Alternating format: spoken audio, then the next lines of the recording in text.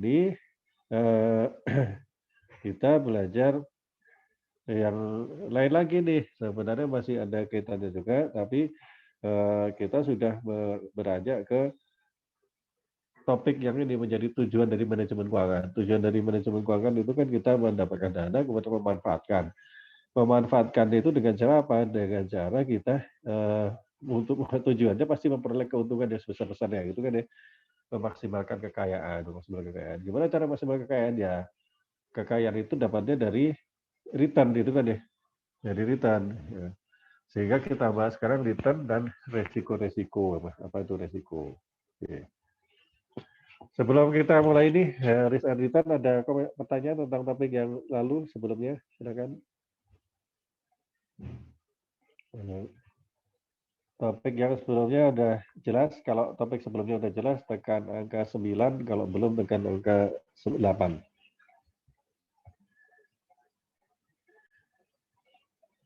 Oke. Oke. Sepakat ya? Topik sebelumnya udah jelas.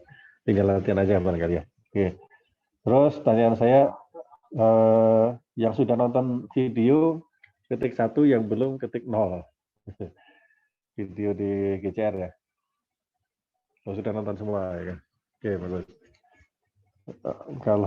Kalau belum ada yang nonton, kita nonton bareng aja ya. Daripada saya ngomong, yang penting nonton bareng ya.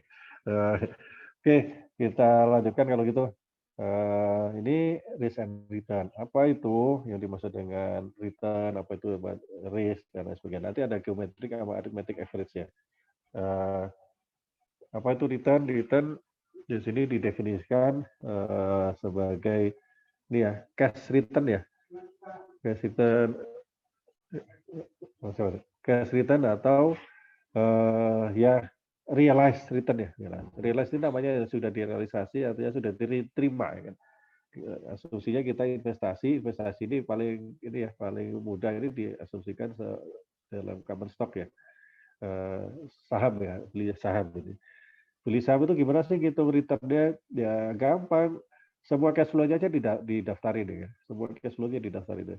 Jadi kalau kita ribet ngurusin apa rumusnya, ya pokoknya konsepnya semua yang kita peroleh dan kita bayarkan itu di listing ya. Contohnya, kalau kita beli saham itu kan kita pertama beli sahamnya dulu kan ya. Berarti keluar uang untuk harga saham yang pertama. Ini minus ya. Minus itu outflow. Minus outflow, keluar harga saham. Kemudian kita terima apa? Terimanya ada dua. Terimanya dividen, itu berarti plus dividen. Jadi kalau 1 tahun aja ya, kalau 2 tahun, 3 tahun ya beda lagi ya kan. Tambah dividen tahun pertama, dividen tahun kedua dan seterusnya. Terus kita sudah jual, ya. Kita sudah jual, ini ending price. Ya. Berapa sih harga jualnya? Jadi kalau dijumlahi semua itu namanya cash return. Ya. Tuh. Contohnya apa nih? Contohnya misalkan ini dia beli seharga 95, tidak dapat dividen, kemudian dijual seharga 115. Berapa returnnya? Returnnya ya min 95, kan ini bayar ya, minus 95, terus dapat uang plus 115, ya gitu. Gampangnya gitu ya. Mau ikut rumus ini atau ikut tadi flow-nya juga boleh. 115 B95 berarti dapat 20. Nah, kemudian rate of return ya. Rate of return itu namanya rate of return dibandingkan dengan apa? Kalau dibandingkan dengan apa ya return pasti cocok dibandingkan dengan initial outflow atau beginning price-nya. Jadi 20 ini dibagi dengan 95, 21,05. Ada komentar, pertanyaan sampai sini silakan. Kemana ya dia gampang ini. Kemudian ini namanya realized return or cash return. Kalau belum di ini gimana kalau belum dijual segala macamnya. Kalau belum dijual unrealized namanya ya. Unrealized. Ini bukan ending price tapi current price. Sebenarnya bisa aja sih gitu unrealized itu. Tergantung nanti dia. Kan nggak setiap tahun saham itu kan nggak dijual tiap tahun ya. Beli jual tiap tahun kan nggak. Kalau kita tahan namanya unrealized return ya. Itu kira-kira. Komentar, pertanyaan sampai sini? Nah, itu kan di masa lalu ini sudah tahu nih di masa lalu. Padahal kalau kita mau invest, kita mau beli barang, beli saham, kita kan pikirnya ke depan, apakah kita untung atau enggak. Ya.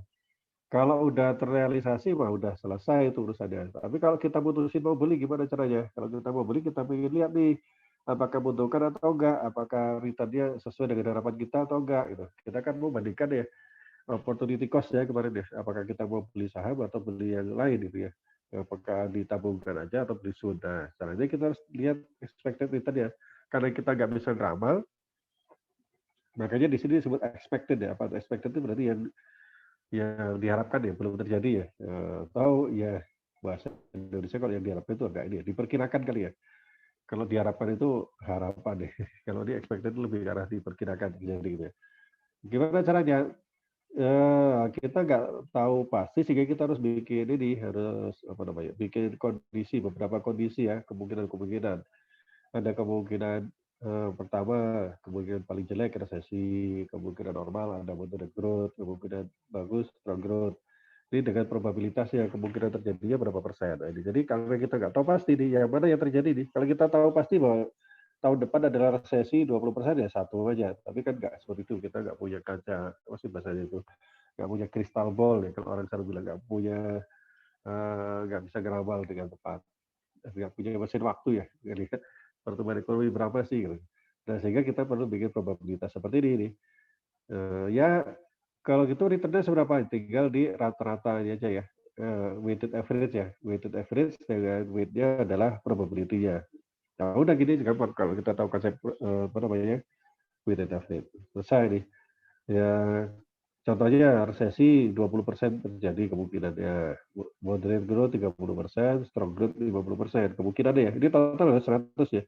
Kalau belum 100 berarti belum pas ya. Harganya kita beli sama nih, misalkan 10.000 ya. Kemudian selling price-nya berapa nih? Kalau resesi coba 9.000. Kalau moderate growth 11.200. Kalau strong growth 12.000. Nah berarti berapa nih? Yang expected return yang tinggal di rata-rata ya. Rata-rata pakai weighted ya tadi ya. Rate dari yang pertama ini 9 dari 10 berapa nih? 9 kurangi 10 minus 1.000. Minus 1.000 dibagi 10.000 ya kan 10% ya. Ini minus 10%. Kemudian ini 11.000, 1.200 ya, 1.200 bagi 10.000, 12%. Ya kan. Apa namanya ini? 122 berapa nih? 2.200 ya kan, 2.200 berarti 22%. Probabilitasnya dikalikan ya, 2,2 nih. Jadi 12,6%. Oke, ini gampang gitu ya. Komentar, pertanyaan sampai sini silakan. Belum? Oke. Gampang ya. Lanjutkan nih. Satu lagi, ada namanya resiko tadi ya. Resiko itu adalah seberapa sih variasi ya sebenarnya. Variasi dari return tadi. Ya, ini kan rata-rata tadi ya. Rata-rata tadi 12,26. Tapi kan ada yang minus 10, ada yang 12, ada yang 22. Ini kan lebar nih ya. Seberapa lebar ini ya? Seberapa lebar ini itu adalah namanya resiko ya. Semakin lebar berarti semakin tinggi resikonya ya. Tapi kalau semuanya menunjuk ke 12,3, 12,5, 12,7, nah itu resikonya berarti kecil gitu misalkan ya. Nah, untuk ukur itu kita pakai ukurannya namanya standar deviasi ya. Ini nanti belajar statistik ya. Standar deviasi itu akar varian. Varian itu apa? Nah, ini repot lagi. Ini aja ya, dipahami aja di apalin nih. Varian itu adalah selisih dari rata-ratanya ya. Jadi return dibanding dengan rata-rata dikurangi nih. Return yang pertama dikurangi rata-rata, dikuadratkan ya. Dikalikan probabilitas. Ya kan? Return dikurangi rata-rata kali probabilitas. Itu kan ya. Gitu. Jadi rata-rata tertimbang dari ini ya, apa namanya? Selisih yang dikuadratkan. Jadi rumusnya ini sebenarnya salah. Ini kotaknya ini harusnya di sini ya. Jadi di minus dulu baru dikuadratin ya. Baru dikalikan probabilitas. Oke. Komentar sampai sini? Pertanyaan? Izin Pak. Ya silakan Pak Ji. Untuk standar deviasi ini semakin tinggi persenannya itu semakin baik atau semakin buruk Pak? Nah, deviasi itu kan apa tuh? Deviasi itu penyimpangan. Semakin tinggi penyimpangan berarti semakin jelek dong. Berarti kemungkinannya menjadi semakin besar kan. resikonya menjadi semakin besar. Jadi resiko standar deviasi ya. Berarti semakin lebar kan ya, rata-rata dengan hasilnya tadi semakin lebar. Nah gitu kira-kira. Terima kasih Pak Ji. Nah contohnya nih paling gampang ya, kalau mau gambarin ya. Ini adalah probability distribution-nya. Ya kan? Ada dua nih, ada treasury bill, ada common stock. Kalau treasury bill itu dia expected return-nya 5%. Ya, 5%. Nah, nggak ada standar deviasi ya, karena kan pasti ya, pasti ya. Pasti 5% itu dari pemerintah juga kan, solusinya pasti. Tapi kalau yang common stock, ini beda-beda. Kan tergantung bisnis, tergantung perekonomian ya. Jadi misalnya kemungkinannya minus 10, kemudian bisa juga 5%, bisa juga 15%, bisa 25%, bisa 40%. Kemungkinannya 10% kalau ya minus 10 tadi, ini 20 ini. Jadi kalau digambarin seperti ini, ini 10% kemungkinannya 10 minus 10 apa? Minus 10% itu kemungkinannya 10%. Kemudian 5% kemungkinannya 20% ini ya. Kemudian 15% ini kemungkinannya 0,4. 25% kemungkinan ini ya kan. Ini ya. Jadi kemungkinan seperti itu. Berarti expected return-nya berapa? Tinggal dihitung. Ya. Dihitung berapa? 15. Standar deviasinya dihitung pakai tadi ya, ketemu 12,85. Jadi kalau mau gambarin itu seperti gini, ada kurva normal itu ya, kurva normal. Anggap di sini bayangin. Nah, kalau seperti ini kemungkinannya dia bisa di kiri, bisa di kanan, bisa di sini, bisa di sini, bisa di sini. Kemungkinan besar memang di sini ya, karena probabilitasnya paling gede 40% di sini. Sorry. Kemungkinan besar di sini. Nah, kalau saya tanya sekarang, lebih pilih yang mana? Apakah treasury bill atau common stock? Oke, yang pilih treasury bill tentu tolong diketik T, yang common stock pilih C kalau kita mau invest. Pilih yang mana? Pilih yang T atau C? Pilih treasury atau common stock? Baru 3 orang, lainnya ragu-ragu, pilih aja ragu-ragu. Oh, dilihat atasnya C, ya udahlah C semua gitu ya. D dan C pun ada D-nya. Wah, itu ketika aku ya. T, T dan C. Berarti dua-duanya tadi ya. Ya. Yudi ini menarik di jawabannya nih. Gimana Yudi? Mohon maaf Pak, tadi saya salah ketik harusnya T Pak. Gitu ya. Tapi ada dan-nya itu. Iya Pak, jadi meskipun Dua-duanya. Saya suruh pilih satu. Iya, saya milih. C apa D? C apa T? T. Yudi C jadi. Wah, enggak ada ini. Wah, cuma ada satu nih yang pilih T nih. Dan dia. Oke, yang pilih ya kita dengarkan suara terbanyak dulu. Yang pilih C itu kenapa C? Expected return-nya lebih besar, Pak. Oke, bagus. Expected return-nya lebih besar. 15% dibanding 5%. Oh, kita kan mau 15% daripada 5% ya. Oke, bagus. Yang pilih T tadi ada tuh ternyata. Nadia, kenapa Nadia?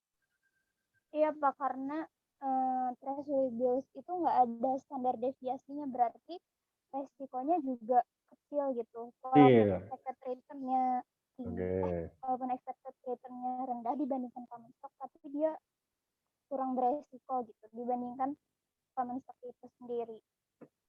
Oke. Nadia, bagus ya kan. Ternyata kalau dipilih secara demokrasi kalah nih Nadia nih.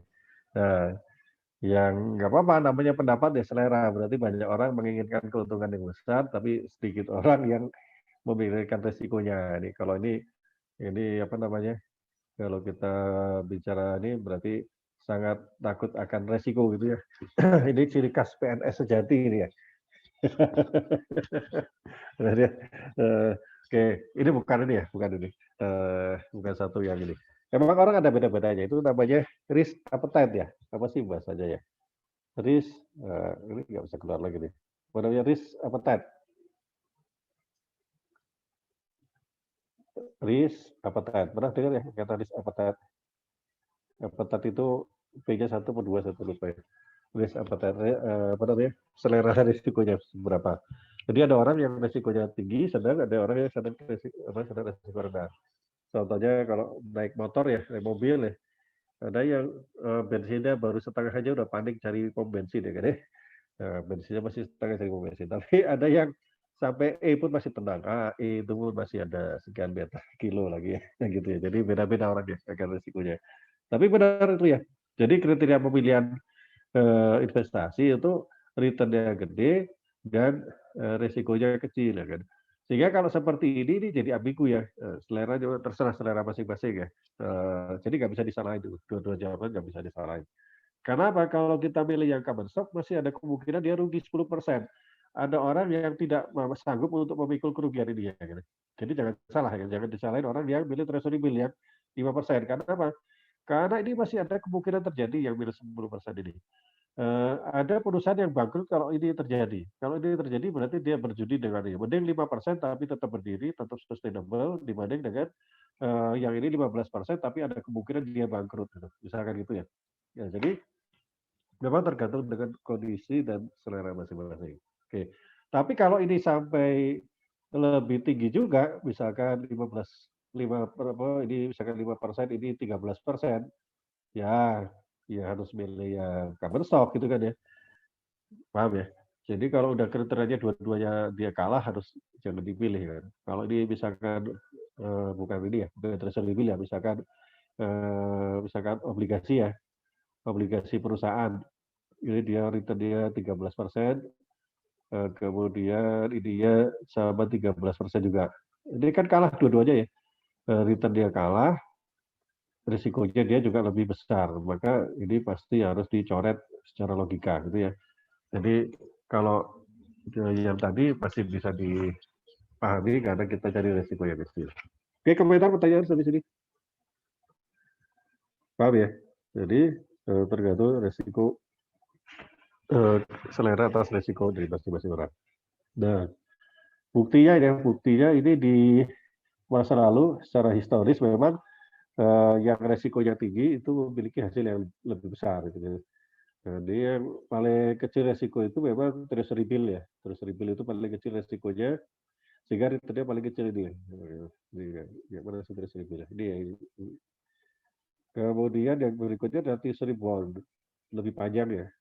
Sama dari treasury juga, sama dari pemerintah, tapi jangkanya lebih panjang. Returnnya lebih gede. Kemudian ke bonds tapi dari komersil. Bond itu karena nggak mau ini resiko dari perusahaan ya, karena dia memegang hak prioritas, jadi resikonya lebih kecil daripada equity. Equity lebih tinggi, tapi international equity lebih tinggi lagi. Itu kira-kira secara pun begitu ya. Tapi ingat, high risk, high return ya, orang itu akan minta return lebih tinggi kalau resikonya lebih tinggi. Tapi tidak ada menjamin kalau risiko lebih tinggi itu return lebih tinggi. Berarti kan ya, jangan diyakin kalau risiko tinggi pasti return lebih tinggi. Belum tentu ya kan ya. Tapi kalau apa namanya, resikonya rendah kemudian hasilnya tinggi juga sebenarnya nggak mungkin terjadi juga. Jadi high risk, high return ya kan ya. Low risk, low return. Tapi bisa juga tadi high risk, low return ya kan. Itu bisa jadi ya kan. Kalau low risk, high return itu bisa terjadi tapi jarang ya, tapi susah. Kenapa susahnya? Karena begitu low risk high return orang akan rame-rame ke sana, paham ya? Low risk high return orang rame-rame ke sana sehingga keuntungannya akan digerogoti dengan banyaknya orang ke sana ya. Kalau banyak orang ke sana itu nanti harganya jadi naik sehingga keuntungannya jadi berkurang. Sehingga lama-lama keuntungannya jadi normal lagi sehingga ya tadi low risk low return itu biasanya seperti itu ya. Tapi kalau high risk kita mintanya high return, tapi belum tentu dapat high return. Nah, itu kan kalau di paradoksnya. Jadi itu yang harus diingat dalam manajemen keuangan. Komentar pertanyaan sampai sini? Itu juga pelajaran buat kita ya. Jangan sampai tertipu oleh investasi yang nggak karu-karuan ya, nggak jelas ya. Menjanjikan return 20% atau 30%, nah, itu kan udah nggak masuk akal ya kan. Kalau return dia tinggi, pertama itu kenapa nggak dia pinjam uang di bank yang bunganya 10% kemudian dia invest sendiri kan, bahkan itu sendiri untungnya kan. Kalau dia sampai jual ke orang lain berarti dia sebenarnya mengharapkan resikonya pindah ke orang lain gitu ya. Padahal kalau secara normal ya, ada suatu proyek untungnya 50%, kemudian dia jual ke orang lain. Ayo ini saya kasih kamu keuntungan 50%. Kita harus bertanya-tanya, nah, kenapa dia nggak cari pinjaman sendiri, kemudian dia dia biayai sendiri, untungnya buat dia semua itu ya. Kenapa dia sampai bagikan ke orang lain ya? Mungkin karena pertama dia nggak punya kemampuan untuk mengelolanya, berarti nggak beres itu ya. Atau kemudian ya memang dia pikir resikonya dipindahin, tapi resikonya memang tinggi ya sebesar itu resikonya. Nah, itu kira-kira. Oke, komentar, pertanyaan sampai sini. Oke, kalau nggak, saya lanjut. Nah, ada namanya geometric sama arithmetic average ya kan. Geometric average sama arithmetic average. Yang sudah pernah dengar istilah geometric average, tekan angka 3, yang belum pernah dengar 2. Geometric average. Nah, ini biar ini nyimak semua ini kayak gitu. Oh, udah pernah dengar semua? Oh, ada yang belum? Oh, banyak yang belum juga ya? Nah, oke. Jadi namanya kalau arithmetic average itu average yang seperti biasa ya, penjumlahan ya.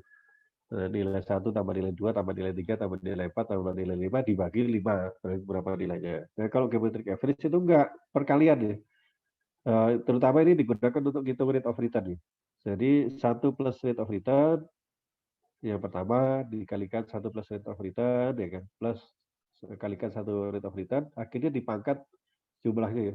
Dipangkat berapa rate of return tadi yang dihitung, terakhir dikurangi 1, jangan lupa.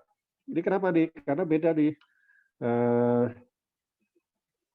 Contoh misalkan, ini beli stok di tahun pertama atau tahun ke-0 $25. Tahun kedua harganya $35, gitu ya. Tahun ketiga harganya 17. Ya. Kita lihat tahun pertama returnnya berapa nih? 25 sampai 35 berapa tuh? 10 ya. 10 dibagi 25, 40%. Ya. Kemudian dari 35 ke 17,5. Ini 17,5 minus ya. Minus 17,5 dibagi 35. Minus 50%. Duh, berarti 40 sama minus 50 itu dia. Rata-rata berapa nih? Nah, kalau kita pakai average 40 ditambah minus 50 ya kan ya. Bagi 2 minus 5%. Benar ya? Terus kalau geometric average 1 plus ini 40%, 1,4 dikalikan 1 ditambah minus 50%, 0,5 pangkatkan setengah. Ini karena 2 ya, 1 2. Jadi pangkatkan setengah.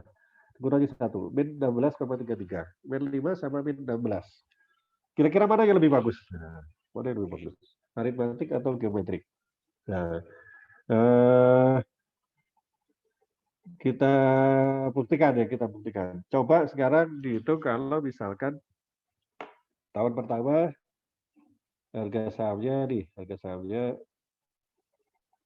pertama harga sahamnya 100 gitu. Oke. Tahun berikutnya harga sahamnya 120. Oke. Tahun berikutnya harga sahamnya berapa dia? 150. Kemudian tahun ketiganya harga sahamnya 100. Coba dihitung, aritmetik berapa, geometrik berapa. Ditulis ya di chat box ya. A-nya sama dengan berapa, aritmetik G-nya sama dengan berapa. Silakan hitung. Dengan 2, saya bikin 3 nih. Tahun pertama 100, tahun kedua 120, tahun ini 120, berikut tahun kedua 150, tahun terakhirnya 100. Berapa arithmetic average-nya, berapa geometric average? Silakan ditulis di chat box ya.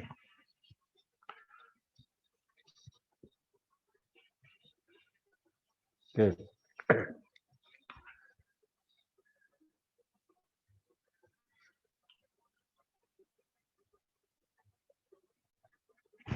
Ya, misalnya nih ya, ini karena udah 29 orang.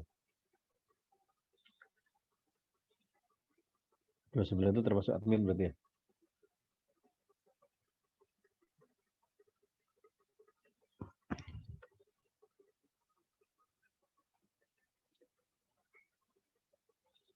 Belum ada yang ini? Oh, udah lah. Jadi aritmatiknya 117. Oke. G-nya A dan G langsung dua-duanya. Langsung dalam satu baris.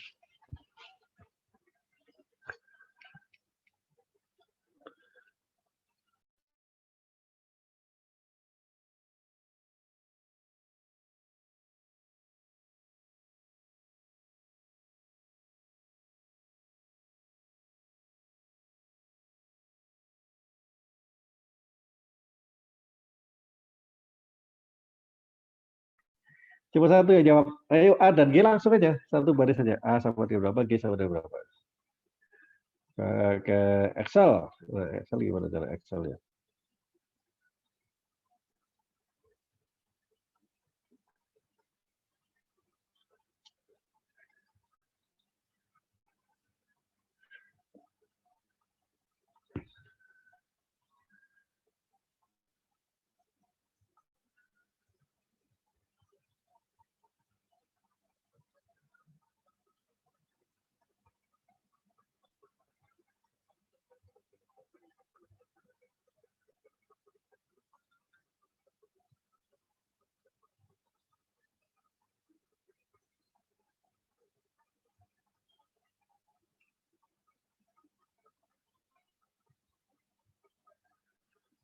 Nah, gimana tuh?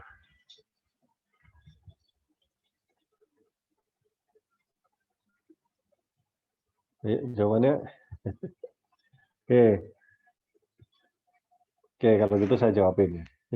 Gimana sih cara ngitungnya? Ini ya, 0, 100. Udah kelihatan belum nih Excel saya ya? Kelihatan ya? Wah, min 100. Udah kelihatan ya? Jadi gini, 100, 120, 150, 120. Kalau arithmetic average gimana? Tinggal kita lihat returnnya ya. Ini pertama 120 dibagi tahun ke-0. Kurangi 1 jangan lupa. Ya kan ya? 20%. Kita copy aja ini ke bawah. Ya. Oke. Kemudian rata-rata gimana? Sama dengan average. Atasnya 3. Berarti 3,89%. Anda jawab sudah tadi ya. Tadi. 3, wah 23. Kok bisa 23? Awas jangan lupa di apa namanya? Return ya, ini return yang ditanyakan ya. Harus dikurangkan dengan tahun pertamanya sebelumnya. Kemudian yang kedua, ini ya geoaritmatik ya. Ya geometrik gimana? Geometrik ini returnnya sama dengan berapa nih? Ini dulu ya, ditambah dulu ya. 1 ditambah returnnya 120%. Ini kemudian caranya gimana? Ini dikalikan yang kedua, dikalikan yang ketiga. Ke 100%. Jangan lupa kalau mau rumusnya langsung ya. Ini di apa namanya? Kalau mau pangkat, karena pangkat lebih tinggi derajatnya harus ini ya, dikurung dulu pangkat berapa tadi? 1/3 ya. 1/3 dikurangi 1. 0%. Nah ini. Jadi. Ketangkap? Nah. Enggak. Ada pertanyaan? Yang geometri boleh diulang, Pak. Nah, ya, berarti gini. Jadi 1 plus return kan ya. Returnnya kan 20. Returnnya udah tahu ya, di 20% dari mana ya. Sama dengan 1 plus ini kan ya, 1 plus return. Jadi masing-masing ya, kita hitung dulu biar enak itu rumusnya ya. Kita manfaatkan Excel lah ya. Jadi kita harus juga terampil menggunakan Excel ya. Cara hitung-hitung yang seperti ini, berulang ini harus seperti apa ini ya. Terus tinggal dikalikan aja semuanya kan rumusnya. Ini dikalikan yang kedua atau kalikan ketiga. Atau di langkahnya gini ya. Kemudian di hasil perkaliannya dipangkatkan karena ada 3, berarti dibagi 3 kan 1/3 ya, 1/n ya. Jangan lupa pakai kurung ya. Kemudian dikurangi 1. Nah, 0%. Nah, tangkap? Belum ada bisa gitu. Atau gampangnya gini ya. Ini yang bagus yang mana nih? 3,8 atau 0 nih? Yang benar yang mana nih? Kira-kira nih. Kira-kira yang benar yang mana nih? Yang 3,89 atau 0? Kalau dilihat dari sini, ya kan ya. Awalnya kan 100, terakhir 100. Berarti return selama 3 tahun berapa nih? 0 ya kan ya. ya berarti rata-ratanya harusnya 0. Bayangin kalau kita pakai angka 3,89. Kalau angka 3,89 dalam 3 tahun ya kan rata-rata selama 3 tahun ya. Berapa rata-rata hasil return selama 3 tahun? 3,89 jawabnya. Nah, kalau 3,89 rata-rata berarti setahun 3,89, tahun ketiga berarti harusnya dapatnya 12% dong minimal. Gitu, benar nggak sih? Nah, jadi kalau seperti ini sebenarnya geometric average ini lebih cocok kalau kita mau melakukan perhitungan dengan cara compounding ya. Compounding ya. Nah, itu makanya saya lebih sering pakai geometric average daripada pakai arithmetic average ya. Dan kalau kita bicara return ya, kita bicara return yang compounding itu geometrik lebih bagus daripada kalau kita pakai arithmetic average. Komentar pertanyaan habis ini? Jelas ya?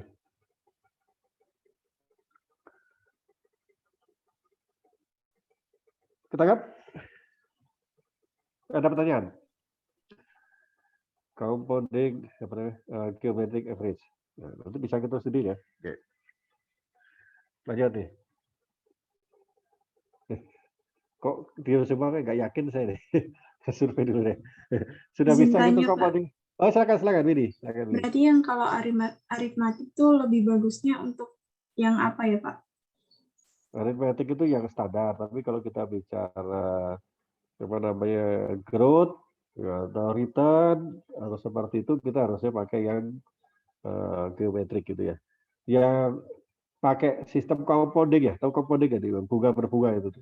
Kalau hanya rata-rata aja ya rata-rata average itu apa arithmetic average sudah bisa. Tapi kalau kita bicara growth atau bicara tentang return, bicara tentang yang angkanya adalah hasil dari compounding, itu kalau saya itu harusnya pakai geometric average. Dilihat di buku ya, di buku juga ada ini, tapi saya beda pendapat ya. Kalau di buku bicaranya kalau kita ingin tahu selama beberapa periode pakainya geometrik, kalau kita ingin hanya melihat satu periode pakainya arithmetic. Kalau saya lebih cenderung selama kita bicara tentang compounding itu harus pakainya geometric average. Gitu ya. Silakan nanti dipilih mana aja. Baik, Pak. Paham konsepnya ya, Widhi ya, makasih. Jadi kalau kita bicara growth nggak cocok ya kan kalau kita bicara arithmetic karena bisa salah tadi ya. Rata-rata returnnya 3,8 padahal nyatanya adalah 0 ya. Oke, gitu ya. Komentar? Bertanya lagi silakan. Ini juga jangan sampai lupa ya nanti waktu ada soal atau segala macam memperhitungkan mana yang akan dipakai nih. Sebenarnya kalau angkanya positif semua selisihnya nggak banyak gitu ya. Kalau positif semua selisihnya nggak banyak. Ini tadi sengaja saya pilih contoh yang ekstrim ya, contoh yang ekstrim sehingga bisa langsung menunjukkan perbedaan karakter dari arithmetic dan geometric group.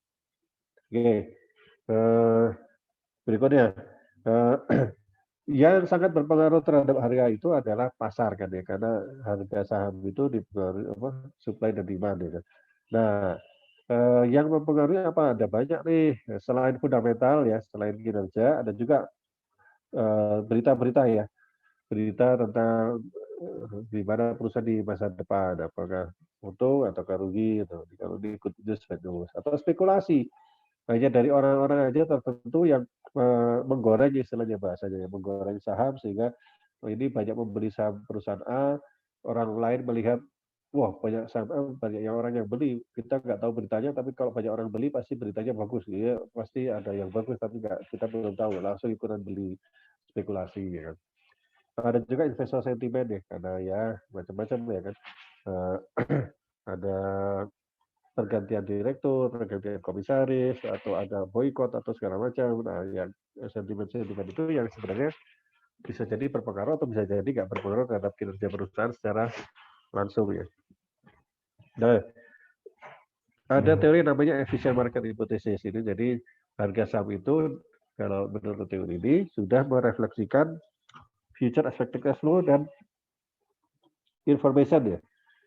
Jadi future expected cash flow dan semua informasi itu dua-duanya ya, efficient market hypothesis. Jadi harga saham itu sudah merupakan indikator yang pas ya kan? Karena publik atau investor sudah langsung memperhitungkan ya ke dalam ini ya, ke dalam keputusan investasinya sehingga harga saham yang ada sekarang itu sudah benar itu. Menurut market efficient market hypothesis. Ya kan? Jadi all available information itu sudah dimasukkan ke dalam harga saham yang sekarang. Harga saham yang ada di pasar sekarang ini sudah memasukkan sebuah informasi ya kan, sehingga kalau semua informasi sudah masuk, berarti harga saham itu udah pas ya, nggak bergerak lagi. Benar kan ya? Sehingga harga saham akan berubah kalau hanya ada informasi yang baru. Padahal informasi yang baru itu tidak bisa kita perkirakan sebelumnya. Paham ya? Jadi kalau kita bicara efisien market hypothesis, kalau semua informasi sudah masuk ke dalam harga pasar, harga saham yang sekarang, berarti tidak ada hal lain yang bisa berpengaruh terhadap harga pasar itu kecuali ada informasi baru, benar ya? Karena semuanya sudah masuk sana. Nah, sedangkan informasi baru itu ya secara logika kalau informasinya baru berarti belum tahu kita. Kalau belum tahu berarti belum ada. Kalau belum ada berarti belum bisa diperkirakan, sehingga energia itu tidak bisa diperkirakan sebenarnya. Ini kata-kata efisien market hypothesis di sini teorinya. Jadi kita nggak bisa memperkirakan berapa sih return dari suatu saham karena returnnya udah pasti sudah di incorporate ke harga saham yang sekarang. Nah, tinggal ada jenis-jenisnya nih. Ada yang weak form, ya. The weak form ini informasi yang sudah dimasukkan itu adalah all past security information. Jadi informasi yang historical. Nah, kalau ini ya berarti informasi barunya belum masuk. Berarti kalau kita tahu informasi baru, kita bisa ambil keuntungan itu ya, dari weak form ini. Kemudian kalau yang berikutnya semi strong, itu semua informasi yang publik ya kan. Baik informasi yang masa lalu maupun informasi masa depan ya gitu. Yang publik ya kan. Misalkan rencana investasi, misalkan prospek dari produknya, itu semua sudah masuk ke dalam semi strong ini. Kalau yang sudah dipublikasikan. Tapi belum masuk yang informasi yang internal aja. Kalau strong form itu semua informasi ya, baik itu yang apa namanya, yang informasi yang masa lalu, masa depan, kemudian publik maupun yang private juga masuk. Ya. Informasi private itu contohnya gini, misalkan kita perusahaan farmasi, kemudian kita sedang mengembangkan vaksin ya, vaksin COVID ya. Nah, kalau informasi publik itu kita sudah mengumumkan, kita sedang mengembangkan vaksin COVID dan hasilnya ternyata positif pada tahap pertama, tahap kedua, kita akan maju ke tahap yang berikutnya. Atau public information ya, harga sahamnya sudah berpengaruh di sana. Tapi misalkan itu belum diumumkan, itu berarti harga sahamnya belum terpengaruh. Harusnya kalau yang semi strong. Tapi kalau yang strong form, walaupun belum diumumkan, tapi orang sudah tahu ya, itu strong form. Nah, yang diharapkan itu adalah ini sebenarnya hanya list semi strong ya, nggak sampai yang strong ya. Strong ini nggak sampai ke sana. Karena informasi yang private tuh bagaimanapun juga nggak bisa diketahui orang gitu ya. Sehingga ada masalah apa namanya? Ini misalnya insider information ya, itu ceritanya. Insider information. Informasi yang hanya diketahui orang dalam. Itu nggak boleh digunakan untuk bertransaksi ya. Contohnya tadi misalkan ya bikin vaksin tadi ya. Saya ini perusahaan A ya. Saya ini mengepalai riset vaksin ya. Kemudian kita mengembangkan vaksin. Pertama, kedua, kok hasilnya positif. Kita kira-kira akan menemukan vaksin yang bagus nih, ya akan sangat bagus untuk COVID. Belum diumumkan, tapi saya sudah tahu nih. Belum diumumkan, saya sudah tahu. Karena saya tahu ini vaksin kita berhasil, maka saya tahu pasti nilainya akan naik di perusahaan ya, gitu ya. Maka saya langsung beli saham ya. Beli saham. Karena nanti nilainya akan naik kan. Ketika ini diumumkan harganya akan naik. Nah, sehingga saya beli dulu sahamnya baru ngumumin ya, baru umumkan. Nah itu nggak boleh. Itu namanya insider information. Itu hukumannya berat ya. Baik saya beli sendiri, ataupun saya nyuruh orang lain, ataupun saya pinjam tangan orang lain, atau segala macam. Tapi kalau ada transaksi yang mencurigakan, misalkan sebelum ada pengumuman itu harganya sudah bergerak, itu dicurigai ada insider information, sehingga itu dijaga. Sehingga harusnya memang itu yang dijaga agar harga saham atau pasar modal bisa berjalan sehat. Ini malah ngomongin pasar modal. Tapi kira-kira demikian ya. Apa namanya, harga saham itu sudah menjaminkan ini. Kalau efisien market hypothesis, tapi ada tapinya. Ada yang namanya pandangan behavior. Pada behavior itu menyatakan bahwa orang itu nggak sepenuhnya rasional. nggak rasional. Kadang overconfidence, kadang overreaksi, kadang underreaction, kadang lebay ya. Ada berita direkturnya diganti, wah langsung lebay, wah ini direkturnya bagus nih, berarti kemudian langsung beli sahamnya saya baik dengan tingkat yang tidak seharusnya, tidak sepatutnya, itu juga bisa. Jadi sehingga bisa menimbulkan anomali harga sahamnya kenapa kok bisa beda dengan nilai fundamentalnya. Itu kira-kira ya. Nah ini jadi antara efficient market hypothesis dan behavioral key mana yang benar, ini tergantung dari kondisi dari pasar modal tersebut ya, pasar modal dan saham tersebut masing-masing. Berikutnya contoh adanya anomali ya. Nah, kalau kita mau jujur ya kan, harusnya perusahaan yang yang grow-nya lebih besar itu harusnya nilainya lebih tinggi, itu kan ya. Tapi ternyata enggak, value stock ternyata nilainya lebih tinggi ya. Nah ini juga ini kenapa value stock lebih tinggi ya? Karena mungkin orang ngelihat asetnya aja, asetnya bisa dijual atau segala macam ya. Nah, itu kira-kira. Kemudian yang berikutnya momentum stock. Kalau stok udah bagus selama beberapa bulan ini atau 1 tahun terakhir ini, maka kemungkinan dia akan menghasilkan lebih tinggi lagi ya. Momentum gitu istilahnya. Kalau stoknya naik, biasanya naik terus. Kalau turun terus ini, gitu. Terus ada ini tadi yang saya contohkan tadi, over underreaction announcement ya. Kita menemukan vaksin baru, wah langsung naik harganya. Berikutnya, vaksinnya ternyata nggak cocok, ternyata langsung jatuh lagi nilainya. Itu jadi kayak roller coaster. Oke, pertanyaan sampai sini, komentar?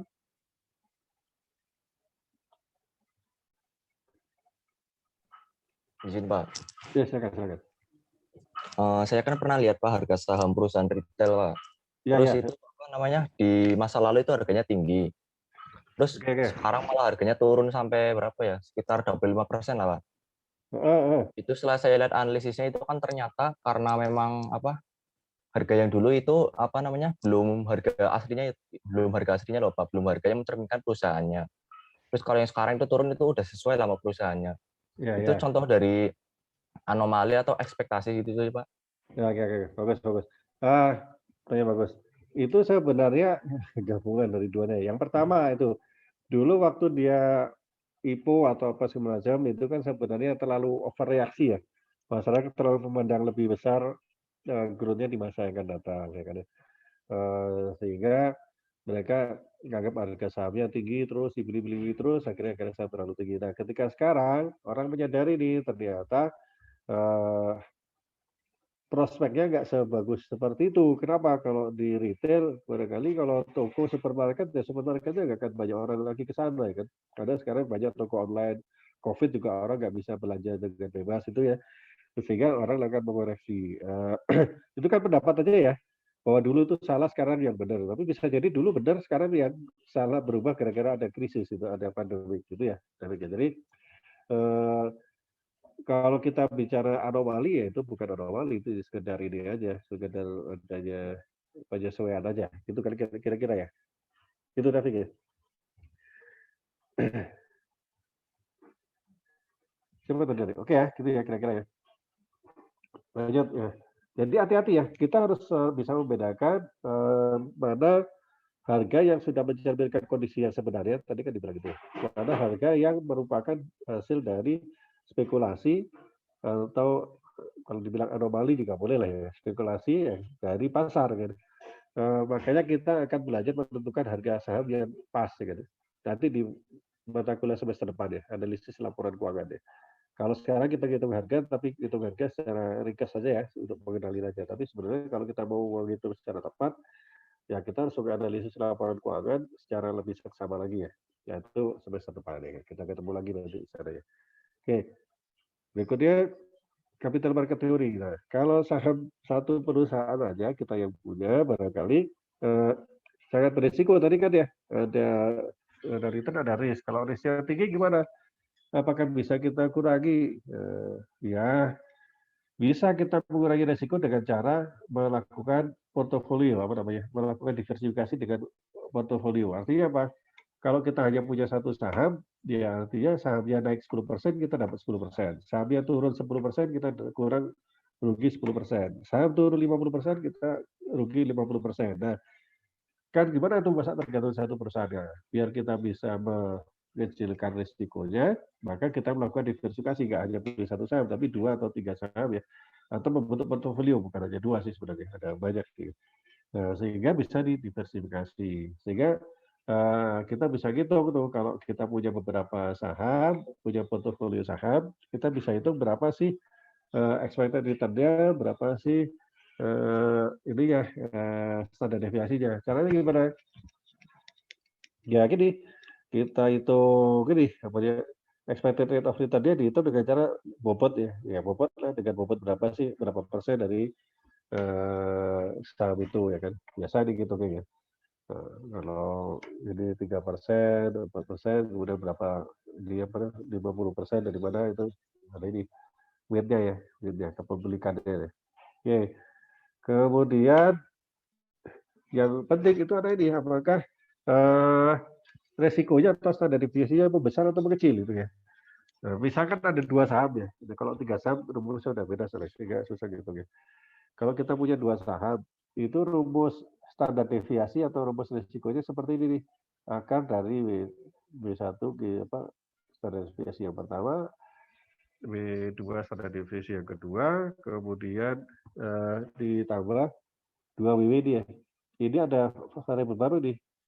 Rho 1, 2, ini adalah korelasi ya. Korelasi antara saham 1 dan saham 2, atau aset 1 dan aset yang kedua. Paham ya kira-kira ya? Gimana caranya kita bisa menurunkan portofolio? Gimana kita menurunkan standar deviasinya? Gimana cara? Ini kan nggak bisa nih. Cuma gimana cara kita menurunkan ini dengan cara ini ya? Rho-nya. Apakah rho-nya positif? Apakah rho-nya 0? Apakah rho-nya minus? Mana yang bisa menurunkan standar deviasi portofolio? Minus 1, Pak. Ya? Yang Terus? minus. Minus. Ya, minus ya. Nah, ini udah langsung tahu. Kenapa kalau ini minus, ini jadinya minus ya? Makin berkecil ya. Kalau 0 ya nggak mengecilkan. Kalau plus apalagi malah membesar risikonya. Jadi ceritanya gini. Kalau kita punya 2 saham, contohnya gini ya. Punya 2 saham, saham A dan saham B. Misalkan saham A rugi 10%. Kalau korelasi itu kan ini ya, hubungan antara saham A dan saham B. Kalau korelasinya plus 1, apa yang terjadi? Saham B rugi 10% juga. Ya, gitu ya. Maka kita rugi berapa di rata-rata ya? Minus 10%. Bayangin kalau, itu susah ya, istilahnya kali ya. Ini 10%, A minus 10, B minus 10%, rata-rata berapa? Rata-rata minus 10%. Gimana kalau 0? Kalau 0, A misalkan rugi 10%. Saham B, kalau 0, nggak ada hubungan ya kan? Jadi ini minus 5%. Gitu ya. Ini misalkan ini kenaikan penurunan ya. Kalau yang ini gimana? Yang minus 1. A-nya minus 10%, B-nya plus 10%. Kerugiannya berapa? 0%. Nah, ini berarti di sini sebutnya maksimum benefit ya, paling bagus ya, karena dia menurunkan resiko dari portofolio, malah reduce to zero ya. Ini kalau 2 ya. Jadi portofolio yang bagus itu adalah portofolio yang menurunkan risiko dari ini ya, risikonya ya. Ada komentar sampai sini, pertanyaan? Izin, Pak. Ya, silakan. Berarti kita tuh kalau mau invest, portofolio yang kita pilih itu harus di industri yang berbeda ya, Pak? Soalnya buat korelasinya tuh negatif. Misalnya saya milih investasi itu di Kimia Farma sama di Bank BRI gitu. Itu kan industrinya berbeda ya, Pak? Beda kalau misalnya saya investnya itu ke BRI sama ke BCA, kan industrinya itu sama. Kalau misalnya industrinya sama, nanti korelasinya bakal positif dan itu nggak ada benefitnya. Oke, bagus Nadia. Begitu ya. Jadi implikasinya seperti itu, ya kan? Implikasinya seperti itu. Jadi kalau kita mau membentuk portofolio dengan tujuan mengurangi resiko adalah seperti itu ya kan. Pokoknya cari yang nggak berhubungannya negatif ya. Mungkin itu tadi yang disebut itu berhubungannya nggak berhubungan, tapi apakah negatif nggak tahu itu kan ya. Asumsinya kalau industrinya beda itu pasti nggak ada hubungan atau minimal Ya, minimal nggak ada hubungannya gitu kan ya, nggak berhubungan positif. Bisa jadi seperti itu. Atau dibuktikan dengan ini, ya dengan apa namanya, ya dengan apa sih namanya, dengan penelitian ya, dicek sebelum sebelumnya seperti apa, perilakunya seperti apa. Tapi kan ini menurunkan risiko ya, bukan expected return ya. Nah, expected return-nya gimana? Expected return-nya kan beda gitu ya. Coba kalau seperti ini. Nah, bisa jadi kalau seperti ini, kalau naik, A naiknya 10%, B-nya naik 10%. Wah, berarti rata-rata naiknya 10%. Wah, untung gede kita. Tapi kalau minus 1, A-nya naik 10%, B-nya turun 10%. Nggak ada keuntungan. Jadi kalau seperti ini malah kita balik lagi ya. High risk, high return, low risk, low return ya. Kalau kita menurunkan resikonya, maka returnnya juga akan mengecil. Nah, pilih yang mana? Balik lagi ya kan. Itu bedanya antara orang yang kaya, yang sukses dengan orang yang berhati-hati ya kan. Ya orang hati-hati bisa aja sukses juga. Tapi kalau kita bicara portofolio keuangan seperti ini, biasanya orang yang maju itu yang ngambil resiko. Kalau apa namanya, kalau berhasil dia mau berhasil melejit, kalau nggak berhasil ya udah jatuh sekalian ya. Kira-kira gitu ya. Tapi kan portofolio itu tujuannya adalah mengurangi resiko ya, bukan meningkatkan expected return ya. Nah, itu kira-kira ya. Oke, komentar pertanyaan sampai sini. Nah, resiko bisa dikecilkan ya, bisa kalau kita portofolio, tapi nggak semuanya ternyata. Kan ada dua macam resiko ya. Ada systematic risk, ada unsystematic risk. Systematic itu resiko yang dialami oleh semua orang, semua perusahaan. Jadi kalau satu kena, yang lain kena juga. Apa itu contohnya? Ya, misalkan resesi. Kalau resesi ya kena semua perusahaan ya jatuh ya, sehingga ya tetap aja. Atau perang ya, kalau perang ya semua perusahaan ini ya kan. Atau COVID pun nggak semua kena ya kan.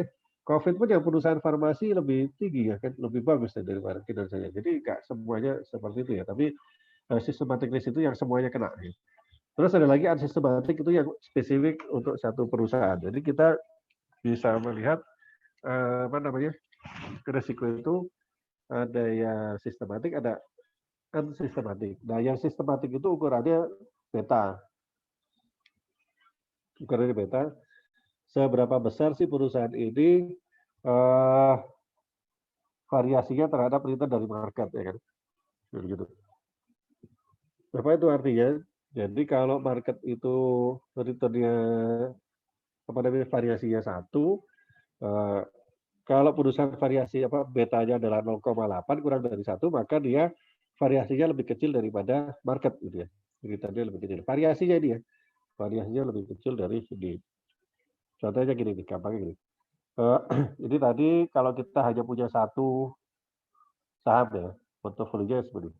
Kalau kita membeli diversifikasi, dia akan mengecil ya, resikonya mengecil. Beli lebih banyak, resikonya mengecil terus, tapi ini nggak akan sampai ke 0 ya. Kenapa? Karena ini ada yang namanya sistematik risiko yang tadi yang berlaku untuk sebuah perusahaan. Yang bisa dikecilin itu ada ini aja ya, yang kan sistematik risiko. Itu kira-kira gitu ya. Oke, komentar pertanyaan sampai sini.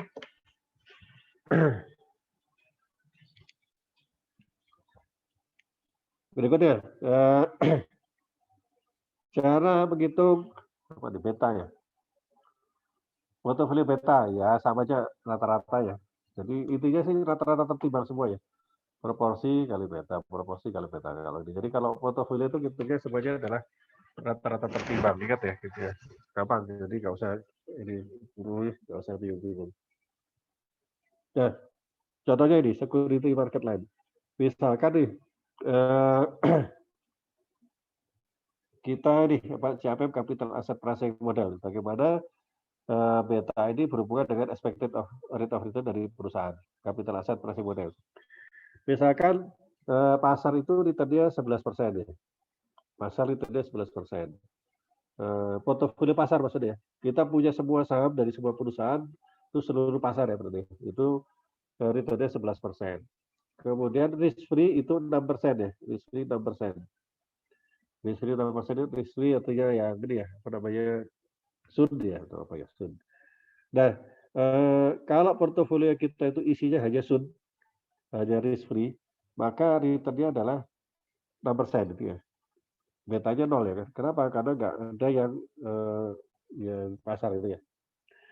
Kemudian kalau misalkan isinya itu semua adalah portofolio nggak ada sunnya, maka dia adalah portofolio pasar kan tadi, portofolio pasar berarti returnnya 11%. Betanya berarti 1 gitu. Risk free-nya 0 gitu ya. Gimana kalau tengah-tengah? Misalkan di sini portofolionya betanya 0,6. Nah, misalkan marketnya 60%, risk free-nya 40% ya kan ya. Maka ini rata-rata tertimbang tadi kan ya. Maka portofolio betanya jadi 0,6 ya kan. Karena 0,6 kalikan 1 ya kan ya. Nah, posisinya di sini, maka dia expected return-nya di sini nih. Berapa ini? 9%. Dari mana rumusnya? Ya, berapa tadi ya? Risk free-nya 4 ditambah betanya 0,6 dikalikan ini apa namanya market dikurangi risk free ya kan ya. Di market apa 3 ya kan ya. Berapa tadi? Berapa sih ya? 3 ya. Sehingga 0 tambah 3 9. Nah, jadi hitungnya seperti ini CAPM. Expected return dari aset itu adalah risk free ditambah beta dikalikan expected return dari market dikali risk free. Ini dua-duanya ini disebut dengan risk premium ya. Risk premium. Jadi kalau kita bicara return market itu harus dikurangi dulu dengan risk free. Kalau kita bicara risk premium itu adalah sudah dikurangi oleh risk free ya. Nah, contohnya seperti ini. Risk free rate-nya 4%. Market risk atau risk premium-nya 6%. Kalau ada perusahaan yang betanya 0,74, jadi artinya expected return-nya berapa? Expected return-nya ya tinggal masukin dulu rumus 4,5 di 6 ya, dimasukin 0,74 8,94. Ya artinya apa? Dia expected return-nya 8,94. 0,74 beta itu dapatnya dari mana? Beta itu adalah variasi dari return perusahaan dibandingkan dengan variasi return dari market. Jadi dia lebih kecil variasinya daripada market gitu. Sehingga expected return-nya juga lebih kecil dari market. Kalau market kan berapa tadi? 6 tambah 4,5 ya, 10,5. Dia expected return-nya lebih kecil dari expected return dari market. Komentar, pertanyaan sampai sini? Izin Pak. Ya silakan. Pak, apakah portofolio yang baik itu berarti harus ada komponennya yang risk free, Pak? Oke, tanya bagus. Yang jelas portofolio yang bagus itu sesuai dengan kebutuhan kita ya. Kita butuhnya apa nih?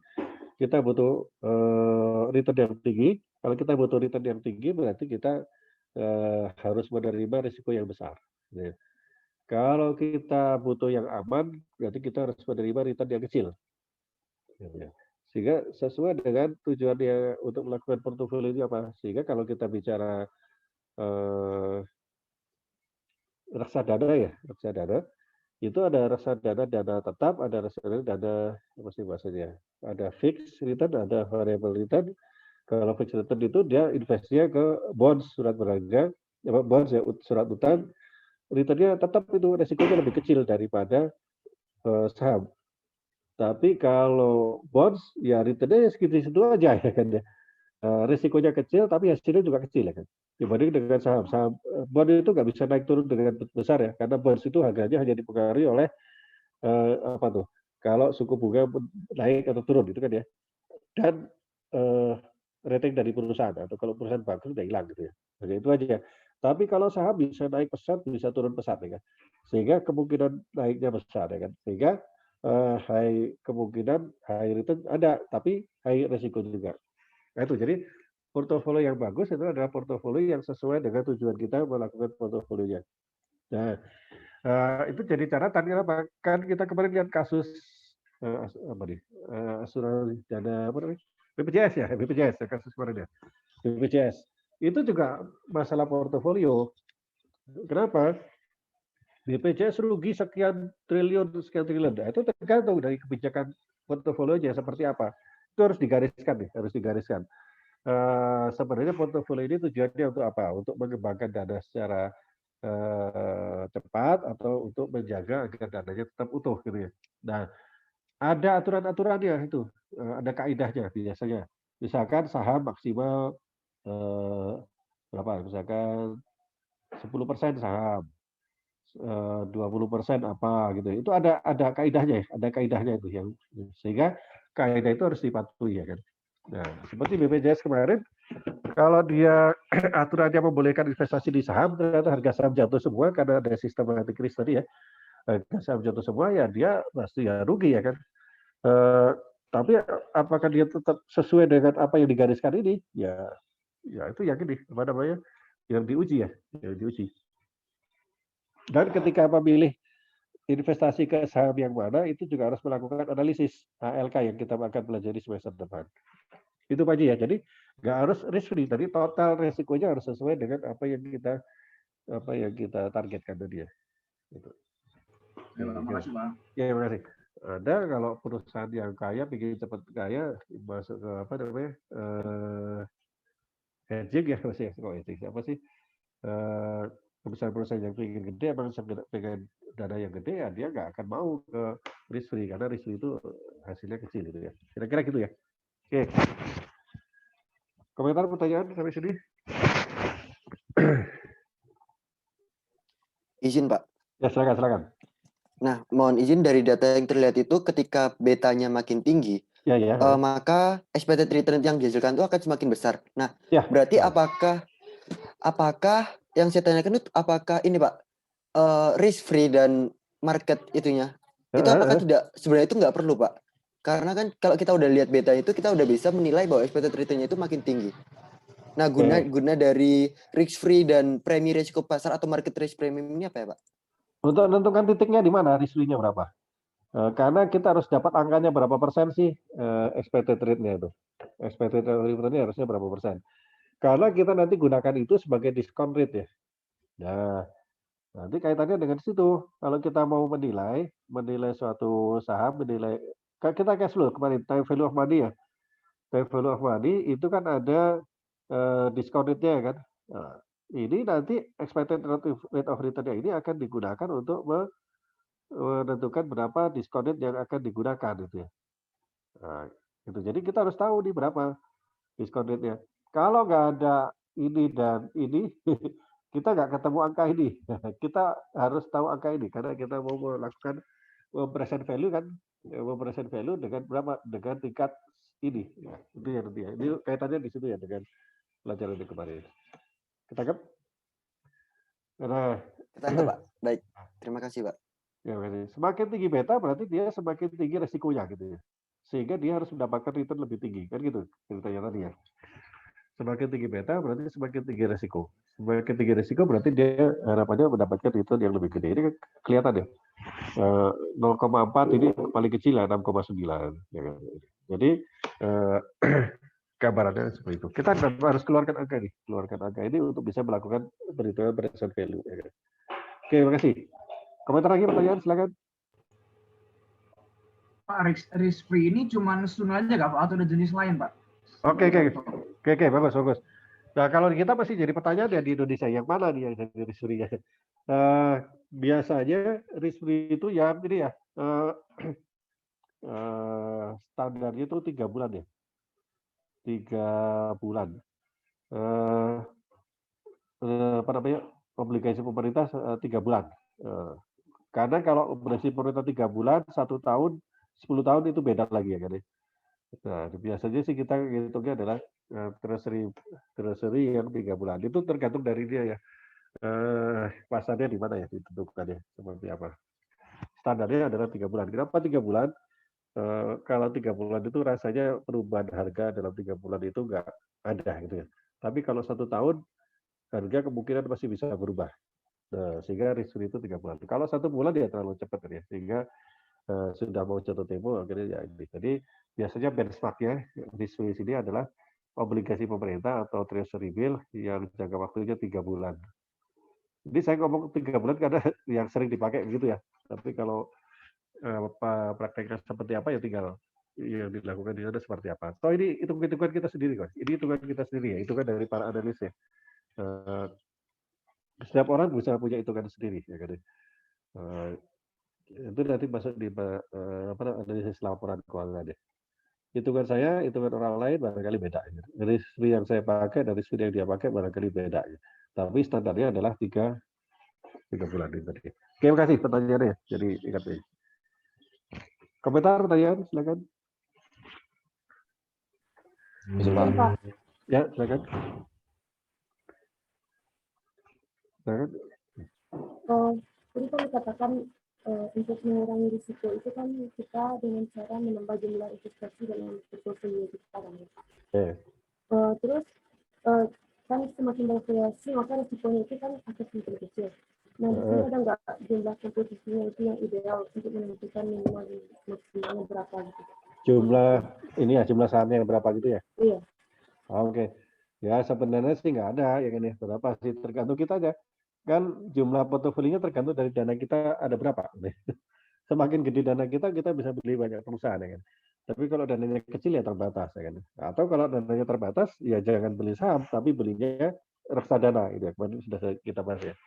Jadi gitu. Semakin banyak semakin semakin banyak semakin kecil risikonya, sistematik risknya. Tapi kan ya, untuk bisa portofolio kita butuh dana yang besar kan. Itu kira-kira ya.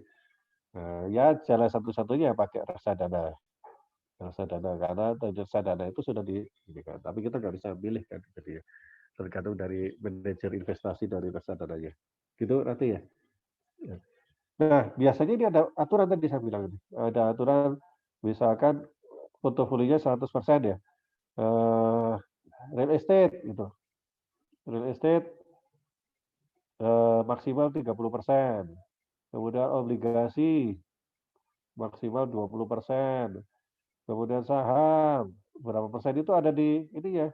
Itu ada di petunjuk atau dia ya, peraturan ya biasanya, peraturan dari masing-masing tadi ya, masing-masing ini untuk memagari manajer investasi agar nggak melakukan ini ya. Bank juga bisa deposito. Deposito berapa kan? Deposito kan lumayan 5% ya. 5%. Cukup bunganya ya. Jadi ada macam-macam ya, ada berbagai macam bentuk investasi bukan hanya saham ya. Nah ini biasanya kalau di asuransi atau di lembaga dana pensiun atau BPJS yang kemarin ada kasusnya itu kan ya.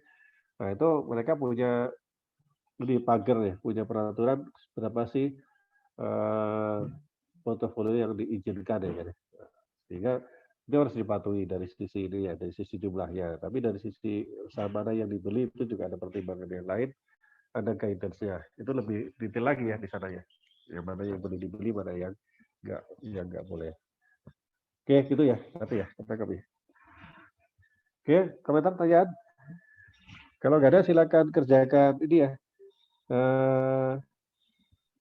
Latihannya sudah ada belum ya? Sudah ada ya di sana ya? Ya, Pak. Kan nanti kita jawab 9 lebih 10 ya. Kalau lebih cepat lagi boleh 9 lebih 10 menit. Dikerjakan, kita bahas ya gitu. Boleh off dulu Zoom-nya ya gitu. 9 lebih 10 ya, jangan terlambat nanti biar ngerjain review dan tugasnya bisa pas di jam kuliah ya, nggak di luar jam kuliah. Oke, ada pertanyaan? Nggak ada? Kalau nggak ada silakan kerjakan latihannya. Oke.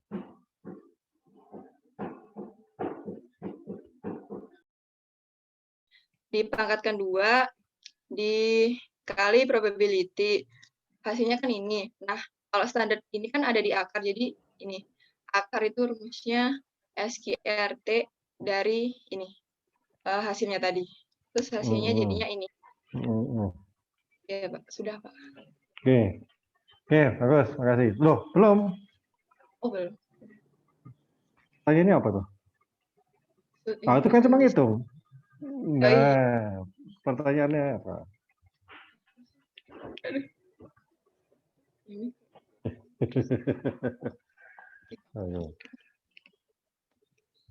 Ada treasury bill 2,9%. Ini apa namanya? Kalau saham ini seperti ini, terus gimana? Apakah invest di security ini atau beli treasury bill? Ya. Menurut saya mending treasury bills, Pak. Treasury bill. Kenapa? Alasannya apa? Itu alasannya. Kan expected return-nya kan 3%. Standarnya ini juga 3%. Kalau di treasury bills-nya Jangan 3%, di ini, digedein komanya ditambahin. Nah, tuh, ini jadiin di koma aja gitu. sebelahnya lagi. Tambahannya bukan yang ditambahin itu kan benar persen, tapi angka di belakang komanya itu kan 3 pas. Ditambahin 3 itu 2, berapa atau 3, berapa. Klik persennya, klik persen. Udah benar itu rumusnya, nggak usah diganti rumusnya. Nggak usah diganti rumusnya. Itu formatnya aja. Klik di situ, klik persennya, ada persen, terus nah itu tambah koma, yang kanan, ada 0 sama itu ya. Klik lagi. Nah, terus yang expected return-nya juga.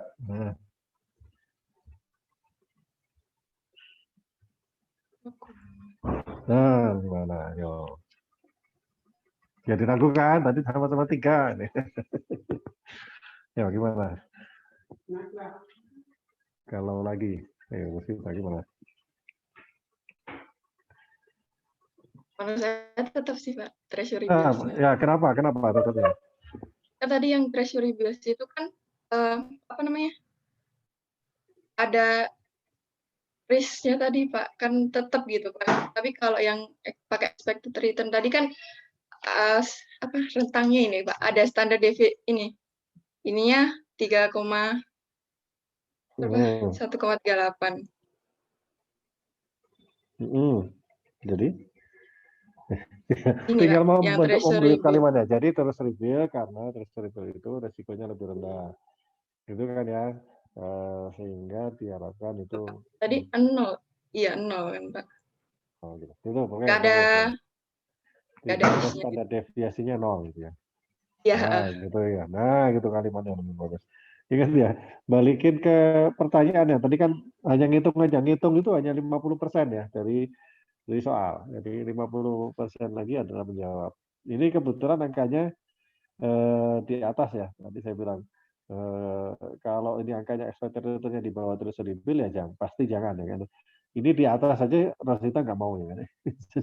Jadi udah 2,95 di atas 2,9 aja masih nggak mau ya kan. Ya nggak apa, silakan di ini kan. Oke, bagus, makasih. Ada komentar yang lain, teman-teman yang lain? Misal Rosita ya. Misal kalau itu return-nya yang 8 itu dijadikan 6 coba. Yang 8% yang ini. 6.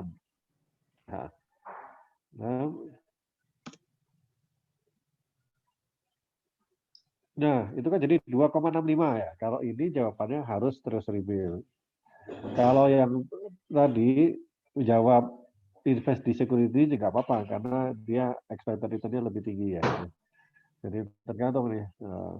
Kalau di buku sebenarnya jawaban itu harus melihat expected return-nya baru kemudian di risikonya. Tapi bagi saya ya kita melihat dua-duanya lah ya. Oke, bagus. Hilda. Rosita. Kemudian ini ya, mengenai rumus. Nah, rumus ini saya boleh kasih tips ya. Kalau rumusnya seperti itu, coba rumusnya. Itu rawan sekali salah. Gitu. Rawan yang sekali ini. salah. Ya, rumus itu kan, jelimet itu koma kali, koma tambah plus, segala macam. Itu sebenarnya ini untuk berlaku yang lain juga ya. Ini sudah benar caranya seperti ini. Tapi ada cara yang lain barangkali lebih enak tuh. Misalkan, saya share punya saya ya. Misalkan caranya biar nggak banyak ini ya. Ini saya ganti ya, sorry ya ini ya. Rosita ya. Iya, Pak. Jadi seperti ini, kita pakai langkah per langkahnya aja. Jadi weighted average itu kan B kali C kan nanti kan kalau di Rosita tadi dikalikan di jumlah dalam kurung kali jumlah. Kalau ini karena Excel tinggal salah satu aja nih dari awalnya. Ya tinggal weighted-nya berapa nih? Weighted-nya sebenarnya ini kali ini kan ya. Oke, probability kali return. Tinggal di copy ke bawah. Tinggal di jumlah. Gitu kan ya. Langsung 2,95 dan yakin ini benar walaupun makan banyak tempat ya, kan tempatnya nggak bayar nih. Dibanding tadi pakai koma kurung buka terus kali terus ditambah kurung buka kali ditambah gitu ya. Terus sama untuk hitung ini tadi ya, hitungnya gimana tadi langkahnya harus dihitung dulu selisihnya dan seterusnya gitu ya. Apa namanya? Ini kok jadi kecil ya gambar.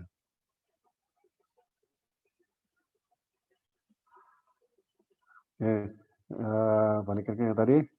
Nah, nih kalau ini bisa dikurangi rata-rata itu kan ya, ini kurangi rata-rata, kemudian dikuadratkan, terus dikalikan bobot, ya kan ya, terus dijumlah, terus dipangkatkan setengah itu akal. Gitu. Jadi silakan pakai cara apapun ya kan ya. Apa namanya, yang mana yang lebih enak, tapi ini saya ngasih alternatif ya, jadi banyak jalan menuju Roma, boleh aja pakai cara yang lain. Oke, gitu kira-kira ya. Makasih. Kita tadi ya, bagus sekali. Rosita, kok ininya salah terus semuanya, Rosita ya. Oke, komentar pertanyaan? Silakan. Kalau nggak ada, silakan. Yang 4.2, silakan. Ada yang mau? 4.2. Apa ya yang belum ya? Kemarin itu karena tahun 21 ya, maksudnya ya. Wisnu, silakan. Ya.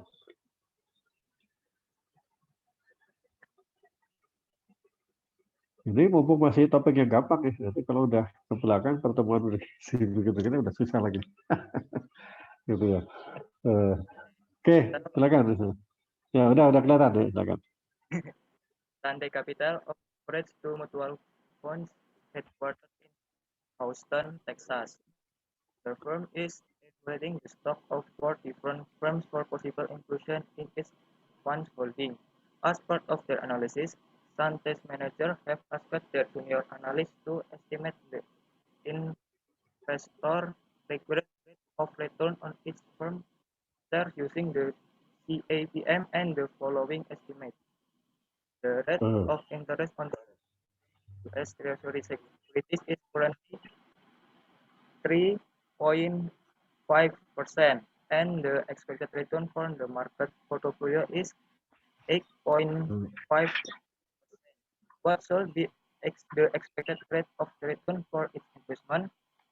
Nah, yang pertama kita menentukan R fix nya. Nah, ini kan pakai Treasury Securities 3,5%.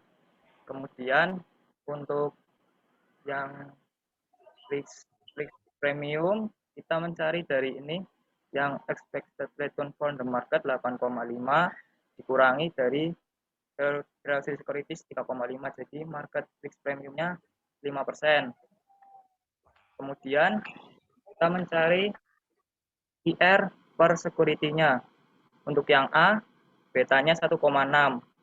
Jadi rumus expected security A ini R yang 3,5 ditambah R yang 3,5 ditambah B, berarti ini yang betanya IA kali market fix premium. Hasilnya jadi 11,5%. Kemudian yang B juga sama rumusnya R ditambah ini betanya AB market fix premium. Jadi 6,25. Kemudian yang C sama R 3,5 tambah G-nya ini betanya security C 1,2 dikali dengan market fix premium 5%.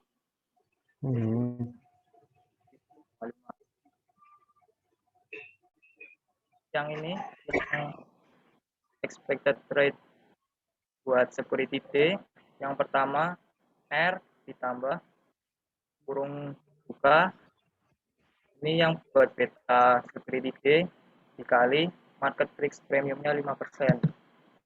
Temu 7,5%. Oke. Bagus.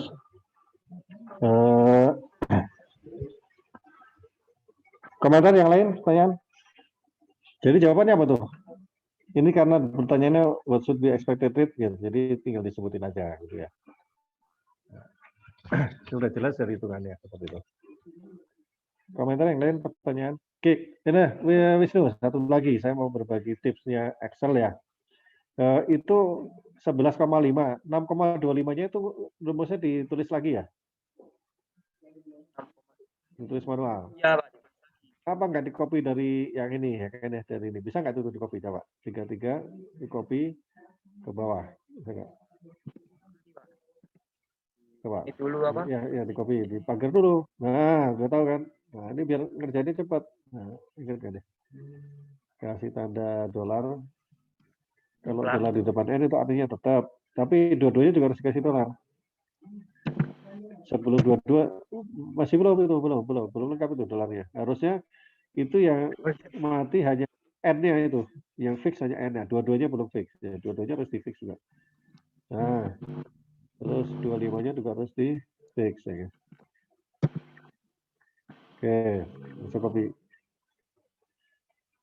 Nah, gitu ya.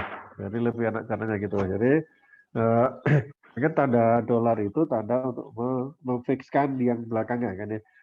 Jadi itu dengan menguasai tanda dolar aja teman-teman bisa bikin tabel yang lebih cepat cara kopinya ya. Nggak rawan salah gitu. Jadi ini keterampilan yang sangat berguna ya, tricky ya, tricky. Oke, komentar pertanyaan yang lain? Ini jelas ya, soalnya jelas, namanya jelas. Jadi aman semuanya. Ada pertanyaan, komentar? Terima kasih Wisnu ya. Izin Pak. Ya, silakan. Siapa? Pak, kalau saya coba ini ya yang tadi soal latihan 4.1 itu saya nyobanya ya. square rumus square fitnya tuh langsung Pak, hasilnya tuh beda Pak. Jadi nggak varians dulu. Coba sesi gimana? Gini Pak, jadi kan tadi kan teman-teman kan apa varians dulu gitu, baru dicari standar deviasi. Kalau saya tuh coba pakai standar deviasi langsung, apa maksudnya? Iya langsung diakarin gini, itu hasilnya beda Pak. Hasilnya 2,3. Tunggu. Kenapa Pak ya? Tunggu mana rumusnya? Tunggu. Gedein dulu. SQRT itu pasti ada salah di dalamnya itu, salah rumusnya. Plus jadi nah, itu pasti jelimet ya. dibikin satu-satu aja sebenarnya kayak saya tadi langkahnya. Itu pasti ada salah ketik di dalamnya itu ya. Harusnya sih hasilnya sama. Coba rumusnya dijabarin aja dulu ya, itu kan E2 ya, silakan kalau ada udah kelihatan. Yang rumusnya Panji itu kurung bukanya kurang 1 ya. Nah, di mana? Oh di sini kali ya. Belakang. Itu bisa saya mata saya udah kayak gitu Pak. Maksudnya di setiap perhitungannya di setiap komponennya tuh kayaknya bentar Pak. Saya coba share screen dulu. Hasilnya sama soalnya.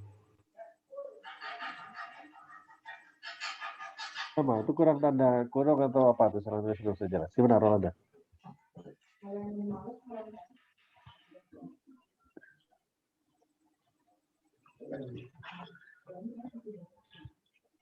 Kalau saya aliran yang dicentrengin tadi ya. Kalau udah metani rumus kayak gitu udah pusing mata saya kan. Jadi ya masih muda-muda masih bisa nih. Ya, mana?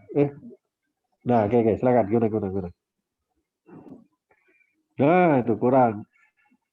Kok hilang lagi? Di sini ya Izin Pak, apa sudah terlihat?